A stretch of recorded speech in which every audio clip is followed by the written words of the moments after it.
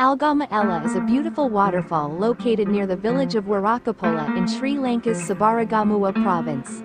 This picturesque spot is known for its stunning natural beauty, with the waterfall cascading down rocky cliffs surrounded by lush greenery and tropical vegetation.